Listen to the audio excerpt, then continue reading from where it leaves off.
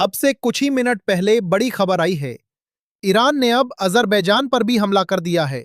जी हां, जो वीडियो आप स्क्रीन पर देख रहे हैं, वो अजरबैजान की राजधानी बाकू का है। यहां देश का सबसे बड़ा और सबसे अहम एयरपोर्ट है, बाकू इंटरनेशनल एयरपोर्ट। इसी एयरपोर्ट को ईरान ने ड्रोन से निशाना बनाया है।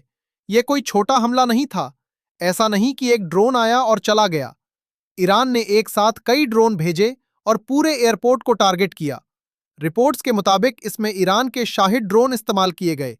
इन ड्रोन ने एयरपोर्ट के आसपास कई जगहों पर धमाके किए और भारी नुकसान पहुंचाया।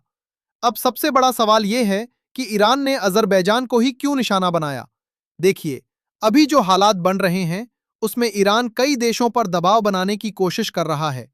हाल के दिनों में बहरीन, कतर, कुवैत, सऊदी अरब और यूएई जैसे देशों के खिलाफ भी ईरान के तेवर काफी सख्त दिखे हैं। ईरान की रणनीति साफ है।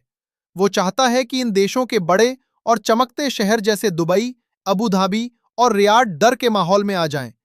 अगर इन शहरों को खतरा महसूस होगा, तो ये देश मिलकर अमेरिका पर दबाव डालेंगे कि युद्ध को रोका जाए। ईरान को लगता है कि उसके पास खोने के लिए ज्यादा कुछ नहीं है, लेकिन इन अमीर देशों ने दशकों की मेहनत और अरबों डॉलर खर्च करके अपने शहर बनाए हैं। अगर वहां तबाही मचती है, तो उनकी छवि और अर्थव्यवस्था दोनों को बड़ा झटका लगेगा।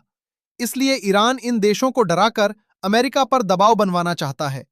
लेकिन अजरबैजान का मामला थोड़ा अलग है। अजरबैजान एक मुस्लिम बहुल देश है, लेकिन इसके बावजूद वो इजराइल का बहुत करीबी दोस्त माना जाता है।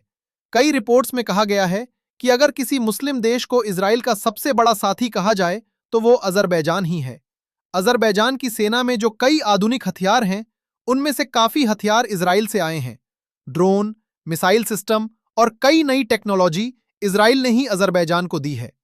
ईरान को शक है कि इजराइल अजरबैजान की जमीन का इस्तेमाल कर रहा है, यानी वहां से जासूसी हो रही है, वहां से एजेंट भेजे जा रहे हैं और वहां से ईरान के खिलाफ जानकारी इकट्ठा की जा रही है। ईरान को यह भी लगता है कि इजराइल के कुछ ड्रोन और ऑपरेशन अजरबैजान की जमीन से ही चलाए जाते हैं। इसलिए ईरान ने फैसला किया कि अजरबैजान को चेतावनी दी जाए। इसी वजह से ईरान ने बाकू के एयरपोर्ट पर यह मास ड्रोन स्ट्राइक की। ईरान का मकसद सिर्फ नुकसान पहुंचाना नहीं है, वो ये भी दिखाना चाहता है कि अगर अजरबैजान इजराइल का साथ देता रहेगा, तो उसे इसकी कीमत चुकानी पड़ेगी। लेकिन यहां एक बड़ा खतरा भी है। जब ईरान अरब देशों को धमकी देता है, तो वे देश खुलकर जवाब नहीं देते। इसकी वजह यह है कि अगर वे सीधे ईरान पर हमला करते हैं, तो दुनिया के कई मुस्लिम लोग उन्हें गलत समझ सकते हैं। ऐसा लगेगा कि वे इजराइल के साथ मिलकर एक मुस्लिम देश के खिलाफ लड़ रहे हैं। लेकिन अजरबैजान के साथ ऐसा नहीं है। अजरबैजान खुले तौर पर कहता है कि वो इजराइल का दोस्त है और उसका समर्थन करता है। यही वजह है कि वहां इजराइल के झंडे भी खुले में दिखाई देते हैं। इसकी एक बड़ी वजह अर्मेनिया है। अजरबैजान और अर्मेनिया के बीच लंबे समय से दुश्मनी चल रही है।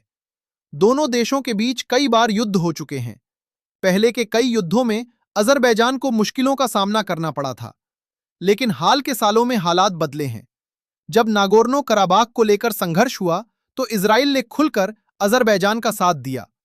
इजराइल ने उसे ऐसे ड्रोन और हथियार दिए जिनकी मदद से अजरबैजान ने युद्ध में बड़ी जीत हासिल की। कुछ ही हफ्तों के अंदर अजरबैजान ने अर्मेनिया से बड़ा इलाका वापस ले लिया।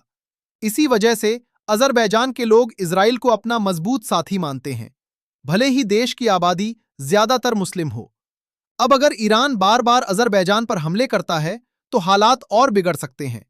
संभव है कि अजरबैजान भी जवाबी कार्रवाई करे, और अगर ऐसा हुआ, तो वो इजराइल को खुलकर अपनी जमीन इस्तेमाल करने की अनुमति दे सकता है। अगर इजराइल को अजरबैजान से सीधा ऑपरेशन करने का मौका मिल गया, तो ये ईरान के लिए बहुत बड़ा खतरा बन सकता है। यही वजह है कि ये हमला ईरान के लिए दो धारी तलवार साबित हो सकता है।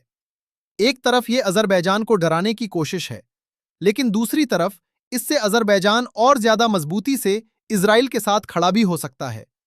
अब आने वाले दिनों में सबसे बड़ा सवाल यही होगा कि क्या यह हमला सिर्फ चेतावनी था, या फिर इस इलाके में एक नया युद्ध शुरू होने वाला है।